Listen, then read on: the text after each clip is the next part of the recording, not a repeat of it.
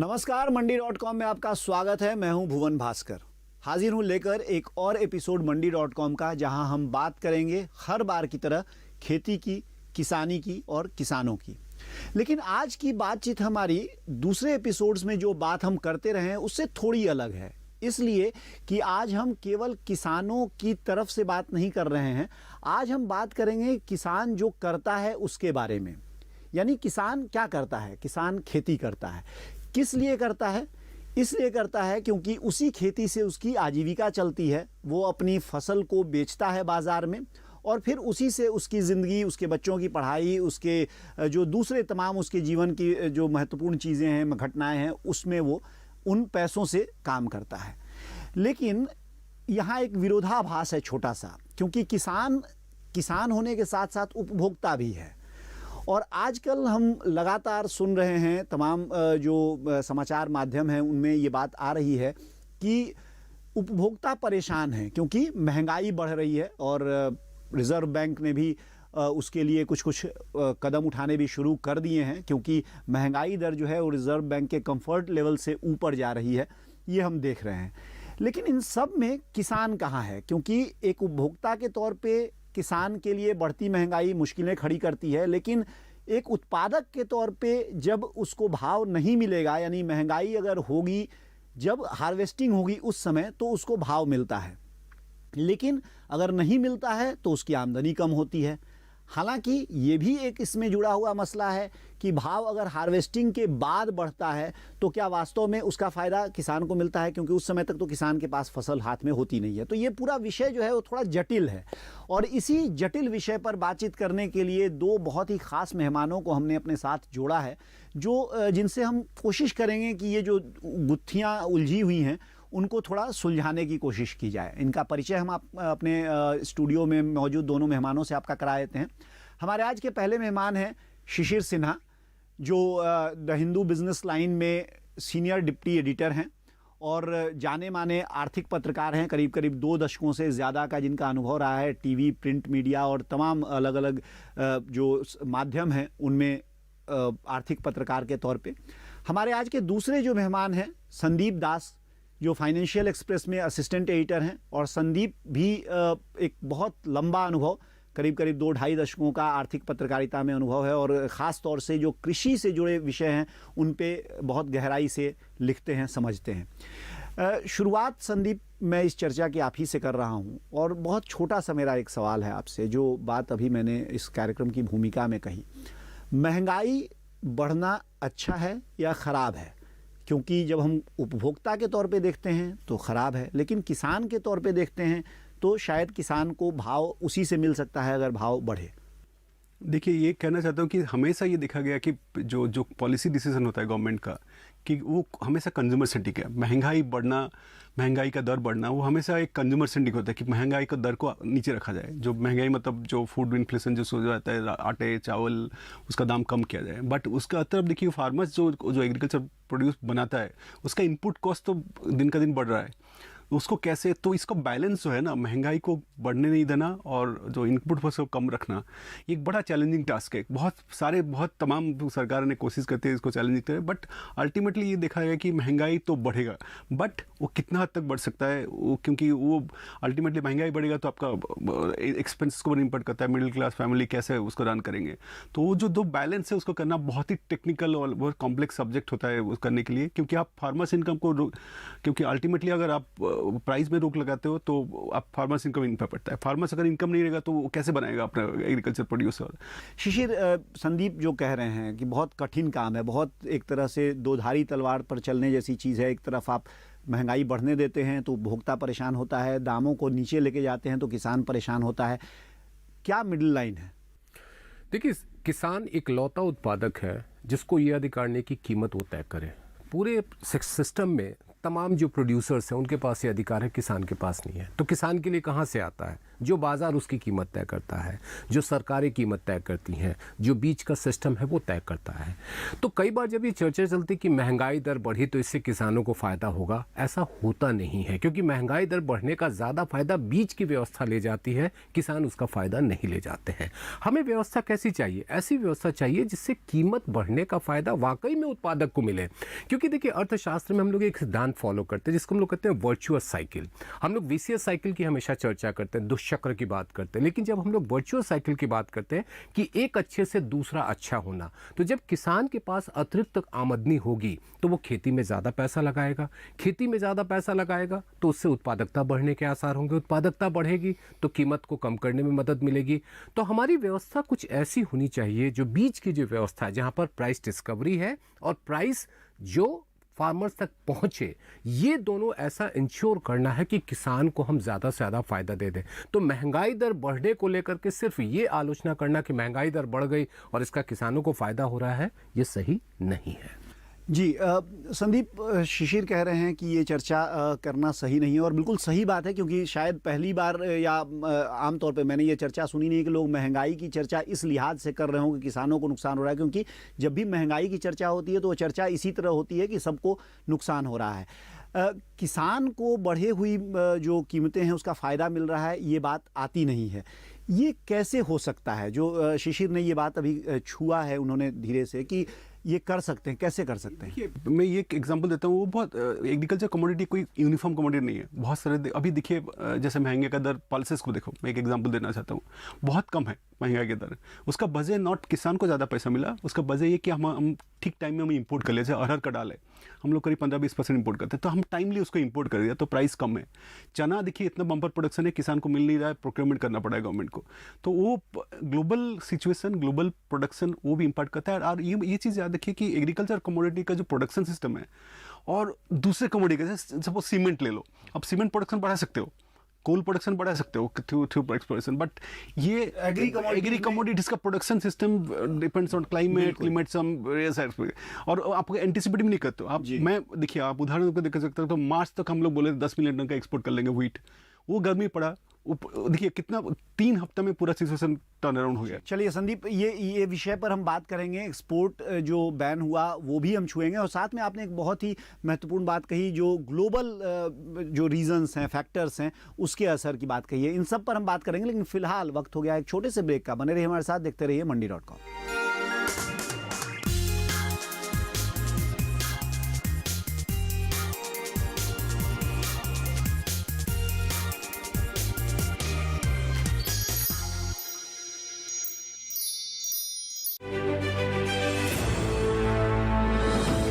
खुशहाल होंगे खेत,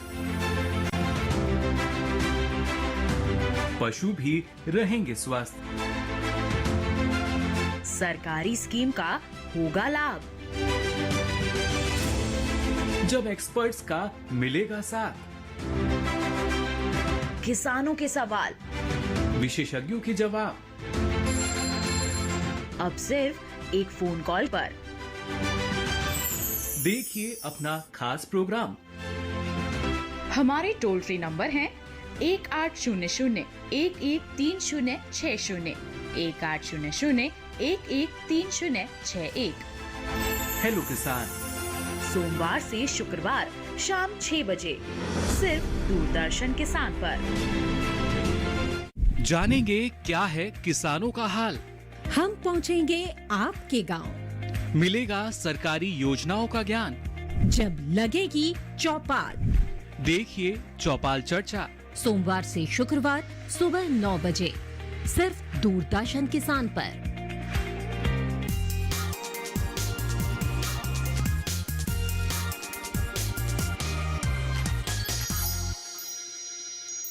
एक बार फिर स्वागत है आपका मंडी.com में। हम बात कर रहे हैं आज कीमतों में, जो ख़ास तौर से जो प्राइमरी इन्फ्लेशन कहते हैं, जो खाने पीने की चीज़ें हैं, उनकी कीमतों में हाल के दिनों में जो बढ़ोतरी हुई है, या कहा जाए कि कमोडिटी की जो बढ़ी कीमतें हैं वो तो पिछले कुछ महीनों से, या कहा जाए साल से हम देख रहे हैं कि वो बढ़ी हुई हैं, लेकिन इसका फ़ायदा कहाँ जा रहा है, इस पर बात कर रहे हैं। और हमारे साथ स्टूडियो में बहुत ही दो ख़ास मेहमान दो बहुत वरिष्ठ पत्रकार जो कि 2 दशकों से ज़्यादा से कृषि और कमोडिटी को कवर करते रहे हैं, शिशिर सिन्हा और संदीप दास, वो हमारे साथ बने हुए हैं। शिशिर, ग्लोबल फैक्टर्स की बात अभी संदीप ने कही ब्रेक से पहले, इसी से मैं जोड़ता हूं जो हमारा मूल मुद्दा है बातचीत का, कि किसानों को प्राइसिंग जो मिलती है, और हम जानते हैं कि अब ग्लोबल फैक्टर्स इतने महत्वपूर्ण हैं कि उनसे किसानों को गारंटी नहीं हो सकती है कि किस तरह की कीमत मिलेगी। क्या हमारे पास कुछ इस तरह के टूल्स हैं बाज़ार में, मार्केटिंग टूल्स, जिनसे कि किसान अपना ये जो अनिश्चितता है भाव की, जो प्राइस रिस्क है, उसको मैनेज कर सके? देखिए, वैश्विक स्तर पे आपका नियंत्रण नहीं है। जैसे आप कहते हैं ना, सबसे ताज़ा उदाहरण है खाने का तेल। हम जानते हैं लगभग 60% तक जो है हमारा खाने का तेल जो है हमको आयात करना पड़ता है। और खाने के तेल में एक और ख़ास बात आपको ध्यान रखना है कि जो एक बास्केट होता है, उस बास्केट में अगर एक का भी दाम बढ़ा, जैसे मान लीजिए कि सोया का दाम बढ़ गया या पाम का दाम बढ़ गया, तो सरसों के ऊपर भी असर पड़ेगा, जबकि सरसों के आपके यहाँ पैदावार अच्छी हुई है, तो पूरा बास्केट इंपैक्ट होता है। दूसरी बात ये कि टूल्स क्या हैं। तो हमारे पास जब कहते हैं कि वायदा बाजार को लेकर के हमेशा से ये आलोचना होती रही कि वायदा बाजार कीमतों को बढ़ाने में और सट्टेबाजी कराने में सबसे अहम भूमिका निभाता है। लेकिन आपको ये भी समझना चाहिए कि प्राइस डिस्कवरी के लिए वो बहुत महत्वपूर्ण टूल है, हेजिंग करने के लिए एक महत्वपूर्ण टूल है। तो आप मान लीजिए कि किसी चीज़ पर पाबंदी लगा देते, किसी चीज़ पर रोक लगा देते, एक समय तक तो ठीक है, लेकिन उसका नुकसान क्या होता है कि किसान के पास जो एक विकल्प मौजूद है, वैश्विक बाजार का विकल्प उसके पास मौजूद नहीं है, लेकिन प्राइस डिस्कवरी का क्या हम उसको विकल्प दे रहे हैं? शायद नहीं है। जी संदीप, कुछ कमोडिटीज़ में ख़ास तौर से हमने देखा, जैसे सोयाबीन का अभी पैदावार काफ़ी अच्छी हुई और सोयाबीन के दाम काफ़ी नीचे आ गए। मध्य प्रदेश के कई मंडियों में हमने देखा है कि अगल बगल की मंडियों में बहुत प्राइस डिफरेंस दिखता है। यहाँ तक कि जो मिलर्स, प्रोसेसर्स हैं, वो भी बहुत प्राइस अलग अलग, काफ़ी अंतर से वो प्राइस ऑफ़र कर रहे हैं किसानों को। प्रॉब्लम यहाँ किसानों के साथ ये है कि उनको पता नहीं है कि एग्जैक्टली मानक भाव क्या है, बेंचमार्क क्या है। इसके लिए क्या कोई उपाय हो सकता है? कैसे इसको क्योंकि एक जैसे शिशिर वायदा बाजार की बात कर रहे थे, बस सोयाबीन का जैसे कॉन्ट्रैक्ट नहीं है अभी वायदा में, उसी तरह और भी कई सारी कमोडिटीज़ हैं जो नहीं है उनका बेंचमार्क। तो ऐसी परिस्थितियों में किसानों के पास विकल्प क्या है? देखिए, इलेक्ट्रॉनिक्स नेशनल एग्रीकल्चर मार्केट जो ढांचा एक बनाया गया था, अभी है वो ढांचा, बट उसका जो प्रोसेस था कि इंटर स्टेट ट्रेड, उसमें से बहुत ज़्यादा, यहाँ बैठे हरियाणा में बैठे कोई फार्मर को देख सकता है गेहूं का प्राइस क्या है वहाँ कर्नाटका में। गेहूं का मतलब उदाहरण दे रहा हूँ, बट वो वहाँ बैठकर देख सकता है कि सोयाबीन का प्राइस महाराष्ट्र में क्या है, कौन सा मंडी में क्या चल रहा है, अभी वो देख पा रहा है। बट अभी जो इंटर स्टेट जो उसका जो वेरियस स्टेजेस ऑफ इवोल्यूशन था नेशनल इलेक्ट्रॉनिक मार्केट का, वो नहीं हो पा रहा है। इंटर स्टेट ट्रेड जो सीमलेस ट्रेड जो होता है, हरियाणा में बैठकर कर्नाटक में कर सकता है, वो अभी तक वो नहीं हो पा रहा है उसमें। क्योंकि फार्मर्स को देखिए, फार्मर्स से खेती करने में वो फार्मर्स एंड मार्केटिंग जो टूल्स है, जो फ्यूचर्स ट्रेड है ना, अभी बहुत सारे ऑल्दो FPS के थ्रू बहुत कोशिश किया जा रहा है कि फ्यूचर्स ट्रेड के थ्रू वो पार्टिसिपेट करे प्राइस डिस्कवरी मैकेनिज्म में। बट अभी भी वो फार्मर्स जो मार्केटिंग एस्पेक्ट, अभी फार्मर्स एक इकलौता ऐसा है कि अभी भी वो एग्रीगेटर के ऊपर डिपेंड करता है, ट्रेडर्स के ऊपर डिपेंड करता है, एक्सपोर्टर के ऊपर डिपेंड करता है। तो एग्रीगेटिंग जब तक वो FPOs के थ्रू, क्योंकि एक स्मॉल फार्मर्स भारत का जो खेती में वो नहीं कर सकता मार्केटिंग, अपना कैसे करेगा, तो एग्रीगेटर और या FPOs के थ्रू वो जाने की जरूरत है, उसको स्ट्रेंथन करने की जरूरत है। FPOs कैसे वो मार्केटिंग स्किल और मार्केटिंग कैसे करे, और जानकार दे कि मतलब FPOs की देखिए कि ये मार्केट में ये है प्राइस चल रहा है। इन्फॉर्मेशन है, information flow is there, but वो इन्फॉर्मेशन कैसे यूज किया जाए मार्केटिंग के थ्रू। ई-नैम और FPO, ये दो आपने चर्चा की है और मुझे लगता है थोड़ा इस पर और हम लोगों को विस्तार से चर्चा करनी चाहिए, जो हम करेंगे। लेकिन उससे पहले शिशिर, आपने वायदा बाजार की बात कही थी। आपने ठीक कहा कि एक सामान्य कॉन्सेप्शन है कि सट्टेबाजी होती है, लेकिन एक छोटा सा उदाहरण मैं आपको दे रहा हूं कि जैसे कॉटन है, और आप क्योंकि चीज़ों को बहुत नज़दीक से देखते हैं तो आप देख रहे होंगे कि 15 साल के बाद इस बार ये स्थिति है कि कॉटन किसानों को कॉटन में भाव अच्छा मिल रहा है, और इस समय जबकि कॉटन के हार्वेस्टिंग का टाइम है, उस समय कॉटन का भाव बेहतर है। लेकिन जैसे ही कॉटन का भाव बढ़ा है तो कहीं ना कहीं किसी सर्कल में ये भी बात हो रही है कि ये भाव जो बढ़ा है ये सट्टेबाजी से बढ़ा है और इसलिए इसको बैन करना चाहिए। ऐसे में किसानों के पास, जैसे आपने कहा कि हर बार ऐसा नहीं होता है कि भाव बढ़ने से किसान को फ़ायदा हो, लेकिन जब हार्वेस्टिंग के समय या ऐसी परिस्थिति में जब भाव बढ़ते हैं और उसका भाव अगर किसानों को मिल रहा है, तो उसमें सरकार को या जो सिस्टम है मार्केटिंग का उसको किस तरह से देखा जा सकता है, कैसे उस के साथ सामंजस्य बिठाया जा सकता है? देखिए, पहली बात मैं स्पष्ट करना चाहूँगा, सट्टेबाजी बुरा नहीं है, क्योंकि मार्केट सट्टे पे चलता है, चाहे वो शेयर बाजार हो चाहे जिंसों का बाजार हो। महत्वपूर्ण ये कि कितना हो अनावश्यक सट्टेबाजी, हमको इसको रोकना है। दूसरा, आपने कपास का जिक्र किया। इस समय स्थिति है कि कपास में सोने से ज़्यादा फायदा है, ये भी लोग कहते हैं कि सोना से जो है वो ज़्यादा फायदेमंद है। अब रहा सवाल कि अब मार्केटिंग का जो मैकेनिज्म की जो आपने बात की, मैं एफपीओ का ही उदाहरण लेता हूँ। देखिए, हमारे देश में 86% किसान छोटे और सीमांत किसान हैं, जिनके पास 2 हेक्टेयर या उससे कम की ज़मीन है। इनके पास इतने साधन मौजूद नहीं है कि वो बाजार जा सके। आप 14% के जरिए पूरे बाजार को चलाएंगे तो वो संभव नहीं है, हमें 86% का रखना है। उन 86% के लिए माध्यम क्या है? Farmer producer organisation. एफपीओ में काफ़ी हमने बदलाव देखा है, लेकिन क्या वो पर्याप्त है? क्या वो एग्रीगेटर के रूप में पूरी तरह से काम कर रहे हैं? मुझे लगता है कि यहाँ पर एक नीतिगत व्यवस्था तो कर दी गई है, अमल के मामले में थोड़ी परेशानी अभी भी है, राज्यवार स्तर पर भी हो, क्योंकि कृषि जो है वो राज्य की सूची में आता है, तो इसलिए राज्य की नीतियों में भी एफपीओ का केंद्र सरकार एक नीति बना दे और राज्य सरकार की ओर से उस तरह से मदद ना मिले तो एफपीओ आपका कामयाब नहीं होगा। तो मुझे लगता है कि एफपीओ एक बहुत अच्छा एक्सपीरियंस है, बहुत अच्छा एक्सपेरिमेंट है, हमको इसको बढ़ावा देना है। और सबसे बड़ी बात है कि एग्रीगेटर के तौर पर आपको अपने फायदे के लिए नहीं सोचना है, बल्कि ये सोचना है कि किसान को जो हमने प्राइस डिस्कवरी की है उसका हम कितना से कितना फ़ायदा उसको हम दे सके। मुझे लगता है कि ये संभव है कुछ एरिया में, जैसे महाराष्ट्र की अगर मैं बात करूं, या कुछ एक राज्यों में जहां पर एफपीओ का अच्छा खासा एक्सपीरियंस रहा है, अगर उसको हम देशव्यापी स्तर पर देखें तो शायद मुझे लगता है कि ये जो किसान की जो सही ज़रूरत है उस समय में उसको वाजिब कीमत मिल पाए। जी, हमारी ये चर्चा जारी रहेगी और कुछ और मुद्दों पर हम बातचीत करेंगे। ई नाम की चर्चा हुई और एफपीओ की कुछ समस्याओं की बात हुई, उसको भी थोड़ा हम समझने की कोशिश करेंगे अपने मेहमानों से। लेकिन फिलहाल वक्त है एक छोटे से ब्रेक का। बने रहिए हमारे साथ, कहीं मत जाइए।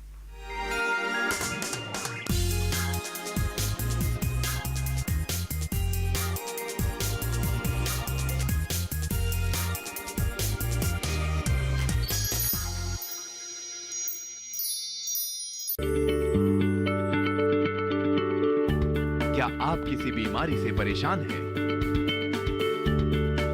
चाहते हैं डॉक्टर की सलाह?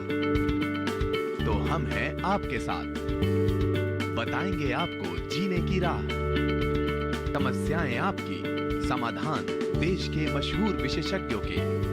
घर बैठे बात करें देश के जाने माने डॉक्टरों से। हमारे लाइव प्रोग्राम स्वस्थ किसान में हर शनिवार शाम 6 बजे से 7 बजे तक। खेती की उन्नत तकनीकें हों या हो बात पैदावार की, पशुपालन में आ रही हो कोई परेशानी या बात हो पशुओं के स्वास्थ्य की,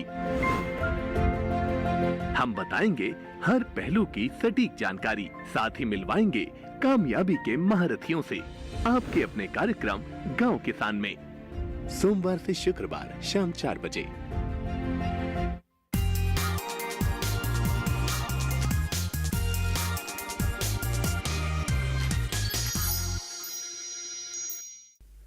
एक बार फिर स्वागत है आपका मंडी.com में। हम बात कर रहे हैं आज बढ़ती कीमतों की, जो ख़ास तौर से खाद्य पदार्थ हैं या जो खाने पीने की चीज़ें हैं, फसलों के तौर पे भी अगर देखा जाए तो जैसे दलहन है, तिलहन है, या अनाज भी है जैसे गेहूं की और मक्का की कीमतें हमने देखी हैं कि हाल के दिनों में इस तरह की तेज़ी बहुत समय बाद दिखी है। लेकिन इस तेज़ी से फ़ायदा किसको हो रहा है? क्या वास्तव में किसान तक वो तेज़ी का फ़ायदा पहुंच रहा है? अगर नहीं पहुंच रहा है तो क्या किया जा सकता है? इन विषयों पर हम बातचीत कर रहे हैं और हमारे साथ आज के हमारे दोनों मेहमान जो बने हुए हैं जिनसे हम चर्चा कर रहे हैं वो शिशिर सिन्हा हैं, हिंदू बिजनेस लाइन के सीनियर डिप्टी एडिटर, और संदीप दास हैं, फाइनेंशियल एक्सप्रेस के असिस्टेंट एडिटर। संदीप, ई नाम की बात आपने बहुत हल्के में, बहुत कहा जाए संक्षेप में की थी अभी ब्रेक पे जाने से पहले। थोड़ा सा मैं आपसे उस पर गंभीर और गहराई से थोड़ा समझना चाहता हूँ। ई नाम को लॉन्च हुए लगभग 5 साल से ज़्यादा हो गया है और जिस तरह की अपेक्षा उससे थी वो उस रूप में अभी असर देखने को नहीं मिल रहा है। इसके लिए हमने देखा कि जो क्वालिटी असेइंग है उसके लिए अरुण जेटली जब फाइनेंस मिनिस्टर थे, हमने देखा था 75 लाख रुपए की का आवंटन भी मंडियों के आधार पर किया गया था।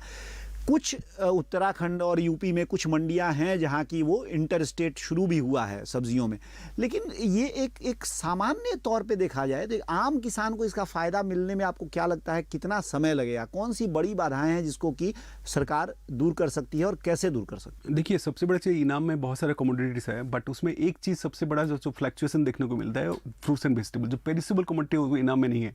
सारी चीज़ कमोडिटी है अभी भी, बट लार्जली आप मंडी आपको दिखेगा नहीं, क्योंकि उसमें सबसे बड़ा वोलेटिलिटी दिखता है। जैसे केला हो गया और फ्रूट्स, वेजिटेबल, टमाटर, उसमें नहीं मिलेगा आपको। सीरियल्स में, क्योंकि सीरियल्स में ज़्यादा फ्लक्चुएशन देखने को मिलता है। Cereals is largely demand supply का वो गलता है।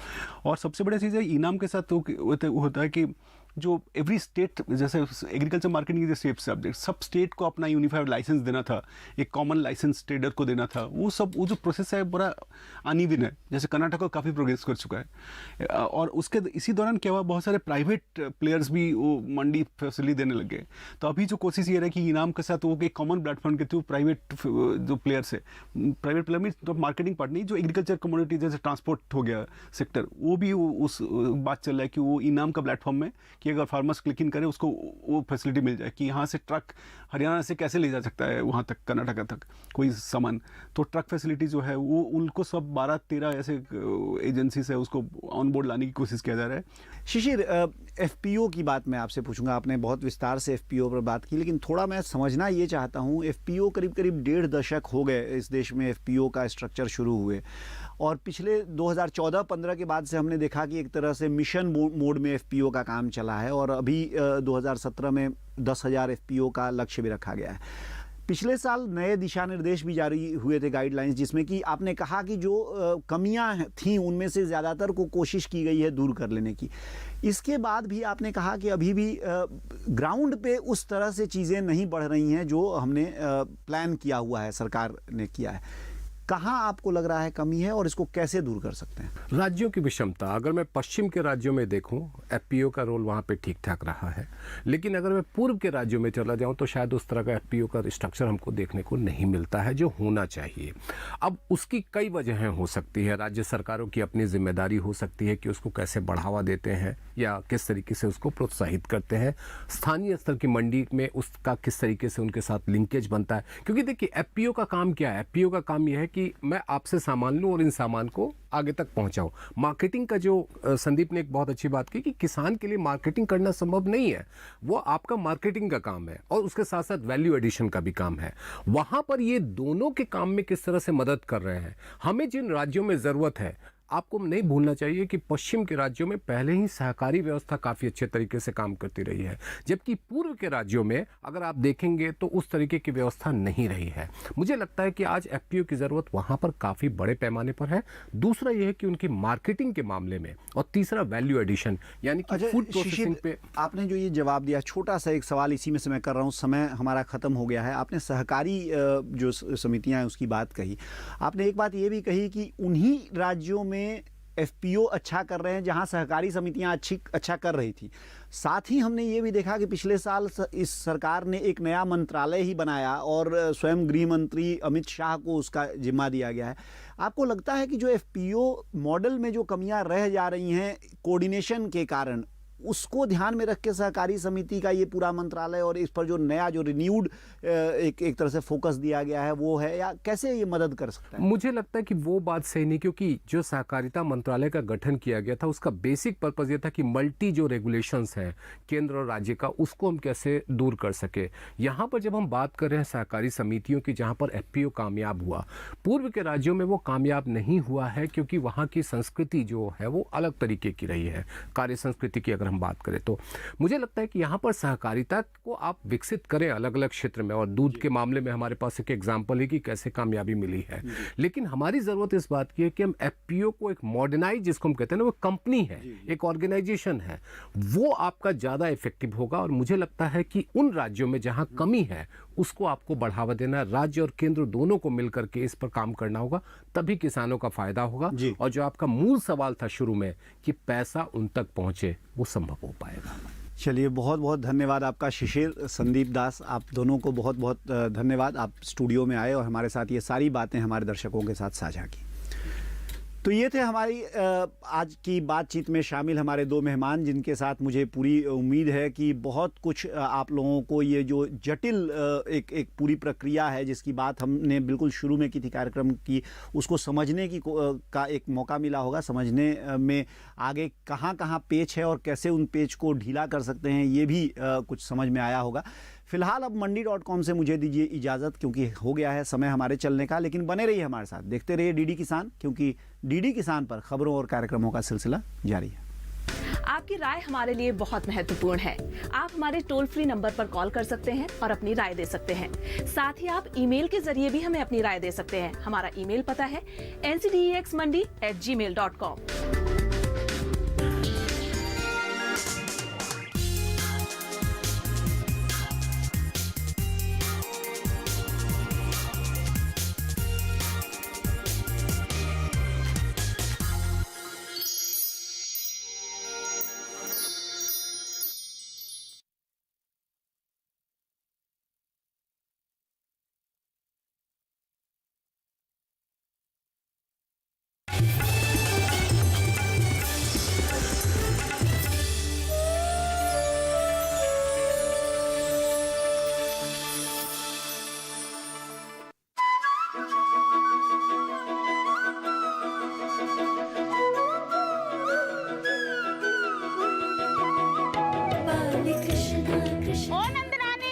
तुम्हारे माखन चोर ने और उसकी टोली ने सारा आतंक मना कर रखा है। भैया, तुम्हें मुझसे अधिक कपड़ों पर विश्वास है? माखन की मटकी में ज्ञान का सागर। देखिए बाल कृष्ण सोमवार से शुक्रवार रात 9 बजे सिर्फ डीडी नेशनल पर।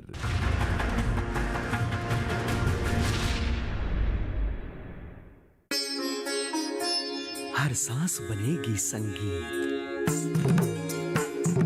लय ताल धड़कन बने, भावों की अभिव्यक्ति का अनूठा अब संगम रचे, संस्कृति के रंगों का ये संगम निराला है, ये नृत्यशाला है।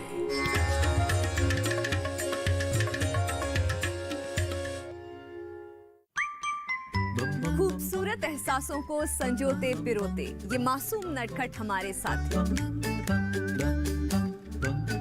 उछलते कूदते दिल की बात कह जाएं, इनसे जुड़ी कई बातें, कुछ सच कुछ अफवाहें।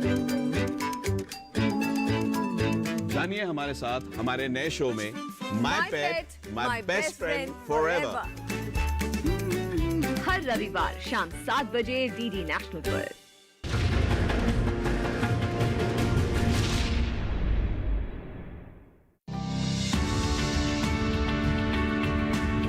सभी को पता है पॉल्यूशन वैकेशंस होने लगी हैं। मेरा खुद का बच्चा भी 12-13 साल तक की उम्र में सांस की बीमारी उसको रहती थी। मैं फिर कहूँगा, बार बार कहूँगा, हमारे पास सिर्फ और सिर्फ 2030 तक का समय। जमीन से खींचने के लिए वैज्ञानिकों ने बड़ी बड़ी मशीनें बना दी, जो जमीन से 60 हॉर्सपावर सीटर पानी खींचने की, जो ऊपर से जो पानी खींचने के लिए मशीनें कहाँ हैं, वो तो ये पेड़ ही है। मैं पिछले 20 सालों का एवरेज लगा रहा हूँ, 400 के करीब हमारा पर सैपलिंग कॉस्ट आती है। आज तक 5.5 लाख पौधे मैंने राजस्थान के 5-6 जिलों में लगा चुका। आगे जाके ग्रीन हीरोज की तरह बनना है। 5 लाख बच्चों से मैं मिलूंगा। इस ऑक्सीजन को बचाने के लिए मैं बच्चों को प्रेरित करूंगा। सिर साठे रुक रहे तो भी सस्तो जान, मतलब सिर कटने से अगर एक वृक्ष बचता है, ये सस्ता सौदा है। देखिए दूरदर्शन किसान पर विश्व पर्यावरण दिवस पर खास कार्यक्रम एक ही धरती 5 जून दोपहर 12 बजे, पुनः प्रसारण 3 बजे। एक वादा था, बात होगी बदलाव की, उन्नत होती कृषि और किसान की, हमने कोशिशें लगातार की, हर कदम पर किसानों का साथ दिया, किसानों की खुशहाली को बढ़ा दिया। जारी है और आगे भी रहेगा बदलते भारत की शान का ये सफर। डीडी किसान है हमेशा आपका हमसफर।